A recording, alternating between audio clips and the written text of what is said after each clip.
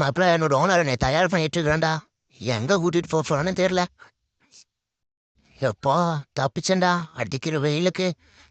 இங்க ரொம்ப லாங் போறான், வெயில் விட்டு கொடுத்து போறான்னு பார்த்தோம். நல்ல வேலை.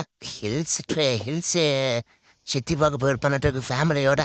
அவங்க ஃபேமிலி மெம்பர் ஒவ்வொருத்தரா எப்படி எடிட் பண்ணி போட்டு கம்படுறாய. எல்லாம் நம்ம பர்கூர் ஹில்ஸ் அந்த எஸ்பெண்ட் டார்ல வளையறது அப்படியே ஸ்லோ மோஷன்ல அவங்க ஃபேமிலி மெம்பர்ஸ் எல்லாத்தையும் எடிட் பண்ணி போடுறாங்க. என்னை ஓரமாக நிற்க வச்சுட்டு அவன் மட்டும் எடுத்து போட்டுருக்கான். என் வண்டியில் ஒரு 2 3 பையன் மாட்டி விட்டானுங்க. என்னையே ஃபோக்கஸ் பண்ண மாட்டேன்றாங்க. அவன் ஃபேமிலி வண்டியும் பாருங்க, 1 by 1 அப்படியே எஸ்பெண்டில் அப்படியே பொறுமையாக ஸ்லோ மோஷனில் எடிட் பண்ணி போட்டிருக்காரு பாருங்க. வேற மாதிரி கிளைமேட்டுங்க. அடிக்கிற வெயிலுக்கு நம்ம இந்த மாதிரி இடத்துக்கு போயிட்டு ஜாலியாக ஒரு ட்ரிப்பு விசிட் பண்ணிட்டு வந்தோம்னா பக்காவாக இருக்கும்.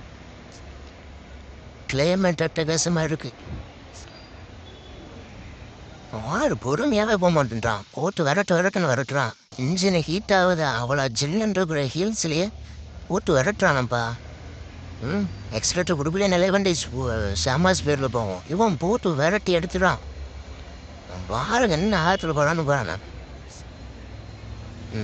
இந்த வியூ பாயிண்ட் போகிறேன். கீழே இந்த இறங்குறப்ப அந்த வரட்டுப்பள்ள டேம் அந்த வியூ பாயிண்ட் வேற மாதிரி இருக்குங்க.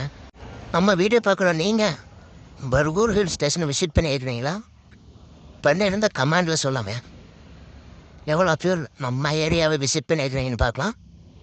பாப்பா பஸ் அப்படியே ஸ்லோமோட போய் டர்னு கட் பண்ணுறது பார்க்குறப்ப வேற மாதிரி இருக்குங்க.